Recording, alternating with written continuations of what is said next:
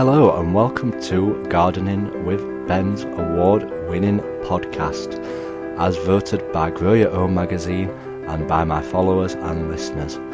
So if you're new to the podcast, make sure you click that subscribe button to stay up to date with all our podcasts, listen back to all our previous episodes, sit back, grab a brew and let's enjoy today's episode.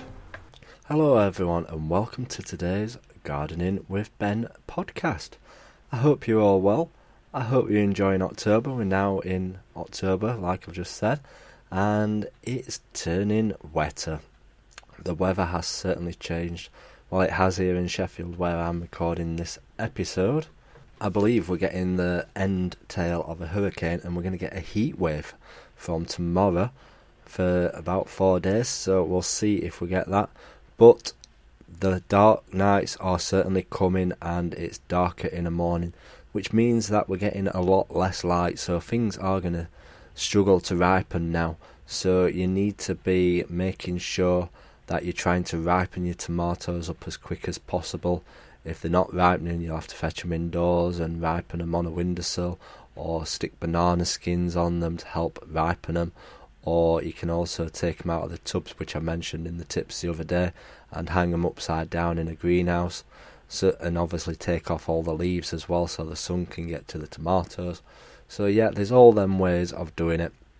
Same goes for pumpkins. It will be harder to get them to ripen as the time goes on. So try and do your best to get them as ripe as possible. And if you've not listened to my previous 2 episodes, make sure you go back to them, because they're talking about all the tips for October on what you can do in the garden and in the allotment this month, and also what you can still plant, because you can still grow stuff in the vegetable garden, fruit garden, flower garden, all the way through winter time, and it shares all the tips on that. So usually we do an episode on a Sunday of what jobs I've been up to at the allotment at the weekend, but I haven't recorded it. I put the other 2 episodes on, so this is basically what we've been up to at the weekend down at the plot. So it was actually not a bad morning Saturday morning until the heavens opened again. So we are starting to clear down our flower beds, taking them all out, collecting all the seeds from the calendula, which I've got growing ready for next year, because I've got absolutely loads of seed heads on them. So I'm taking all them off and saving them all ready for next year, because you can't turn down free flower seeds and they grow fantastic. If you've seen the photos of my plot, they look absolutely amazing. So we've been clearing out all the flower beds, and the reason for that is because I'm going to be planting a load more bulbs on the plot this year. I've done certain areas and I'm moving further down my plot to get the bulbs down the sides of my main areas on my plot. So we purchased some tulip bulbs, so we're going to get those planted. You're not meant to plant them till November, so we might plant them in a couple of weeks, but we'll see how we get on with that. And also I'm going to plant some more daffodil bulbs down the side, because daffodils look absolutely stunning, as well as tulips. But when I'm buying tulips, I don't go for the regular tulip heads. I go for the ones that look strange and weird and wonderful, because I do like peculiar things down there growing. It adds a bit of variety, and it's not just all the normal stuff that you would always see. So it's great to experiment and try and grow different things. And I have grown some different types of tulips before, and they've done really well. And they keep coming every year again.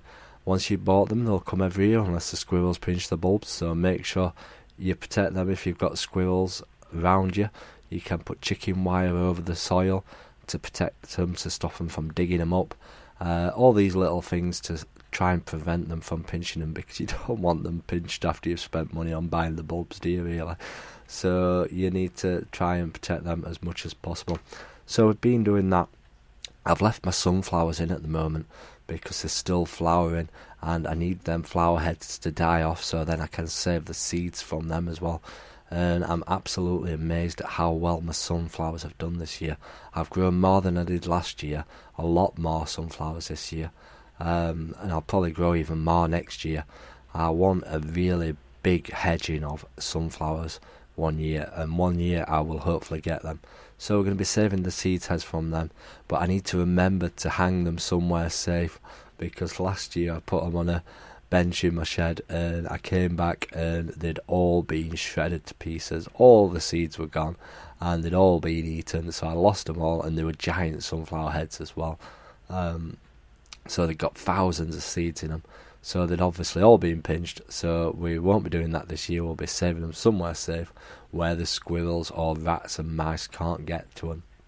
So we've been doing that. I also had a look inside my shed, which I've not been in for like 6-7 months because I've not needed to, and it looks an absolute jungle in there. If you don't know already, I've got issues with bindweed down on my plot, and bindweed grows in my shed, and obviously it's warmer, it's lighter, so it's gone like a jungle in there. So I'm going to have to spend all winter getting all that bindweed out. I've got so many improvements I want to do in that shed, so fingers crossed I'm going to get the time to do it.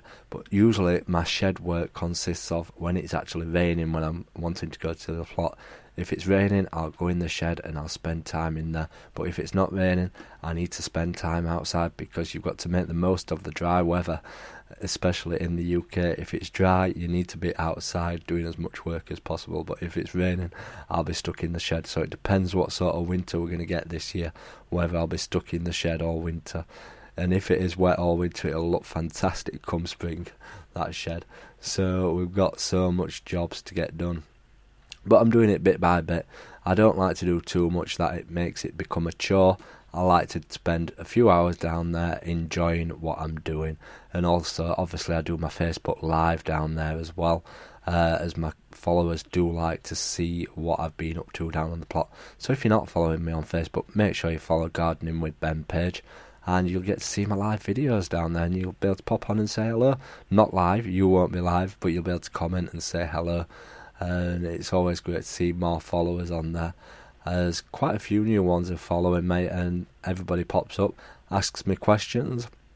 I may not know the answers all the time, but if I don't, I'll always throw it to the group for them to help answer the question if I don't know it. So come and join me, say hello on my live streams, and I share lots of videos and pictures on there as well.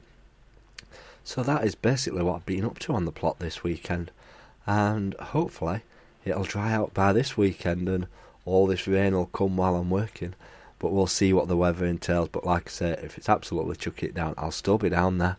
But I'll get cracking in that shed and getting all that bindweed out. I am going to take a photo and a video of what it looks like, because it's absolutely amusing. Anyone who think it's been abandoned for about 20 years, it reminds me of Jumanji film, when all the vines get in the house and everything like that. It does remind me of that. So I hope you enjoy this episode.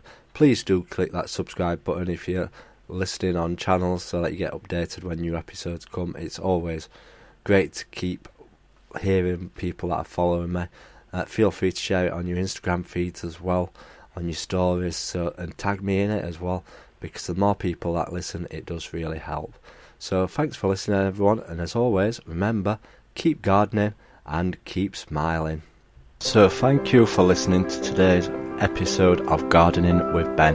We hope that you've enjoyed this episode. Remember to do click that subscribe button to stay up to date with all our podcasts. Feel free to share them on your Instagram stories so that it spreads the word about my podcast and we get lots more listeners. Feel free to check out my social media sites, Facebook and Instagram as well, Gardening with Ben, and also my YouTube channel, to stay up to date with all my handy videos, how-to videos, and sharing my tips and advice. And feel free to check the link as well in the description for my Gardening with Ben t-shirts. Lots of funny gardening design t-shirts in there for you to purchase at great prices too. So thanks again, and as always, remember, keep smiling and keep gardening.